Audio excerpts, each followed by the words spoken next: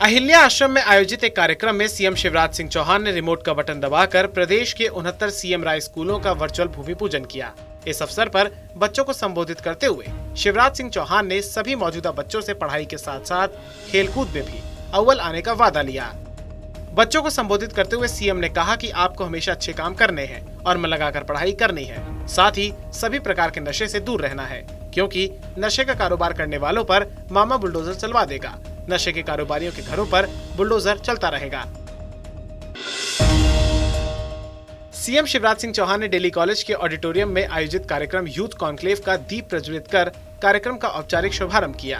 गौरतलब है कि यंग थिंकर्स फोरम द्वारा विभिन्न राष्ट्रीय संस्थानों और प्रदेश के विश्वविद्यालयों के संयुक्त तत्वावधान में 29 और 30 अक्टूबर को इस कॉन्क्लेव का आयोजन किया जा रहा है। इस कॉन्क्लेव में देश भर से 500 चयनित युवा हिस्सा ले रहे हैं। यूथ कॉन्क्लेव का शुभारंभ करने पहुंचे सीएम शिवराज सिंह चौहान ने कहा कि विवेकानंद जी ने कहा था कि मनुष्य केवल 3.5 हाथ का हार्ड मास का पुतला नहीं है, बल्कि वो ईश्वर का अंश है, अमृत का पुत्र है, अनंत शक्तियों का भंडार है और अमर आनंद का भागी है। दुनिया में कोई काम ऐसा नहीं है जो वो नहीं कर सके। स्वामी जी ने कहा था, आपने भी पढ़ा होगा कई लोगों ने, कि मनुष्य केवल 3.5 हाथ का हाड़ मास का पुतला नहीं है, वो ईश्वर का अंश है, अमृत का पुत्र है, अनंत शक्तियों का भंडार है और अमर आनंद का भागी है। दुनिया में कोई काम ऐसा नहीं कि जो वो ना कर सके।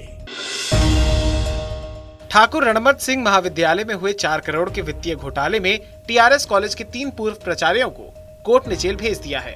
जेल जाने वाले प्राचार्यों में doctor Satyendra Sharma, doctor S U Khan और डॉक्टर रामलाला शुक्ला शामिल हैं।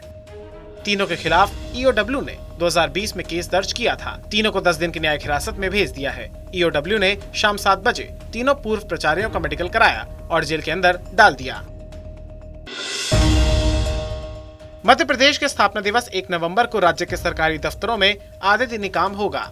1 नवंबर को सरकारी दफ्तरों में आधे दिन की छुट्टी का आदेश शनिवार दोपहर जारी कर दिए गए। सरकारी ऑफिसेज में आधे दिन की छुट्टी घोषित किए जाने का आदेश सामान्य प्रशासन विभाग के उप सचिव मेहताब सिंह ने जारी किए हैं। छत्तीसगढ़ में निगम मंडल आयोगों में रिक्त पदों पर राजनीतिक नियुक्तियों की सूची जारी कर दी गई है। सीएम भूपेश बघेल ने नियुक्तियों के आदेश जारी कर दिए हैं। सामान्य प्रशासन विभाग ने 152 नेताओं को सरकार के विभिन्न निगमों, मंडलों, आयोगों, भाषा एकेडमियों और प्राधिकरणों में अध्यक्ष, उपाध्यक्ष और सदस्य के रूप में नियुक्ति का आदेश जारी कर दिया है। सीएम भूपेश बघेल ने कार्यक्रम में सीएम घोषणा पोर्टल का शुभारंभ किया। इस पोर्टल के जरिए राज्य के सभी नागरिकों को सीएम के कार्यक्रम, योजनाओं के बारे में जानकारी मिल सकेगी। वहीं राज्य के नागरिक सीधे तौर पर सीएम भूपेश बघेल को अपनी समस्या बता सकेंगे।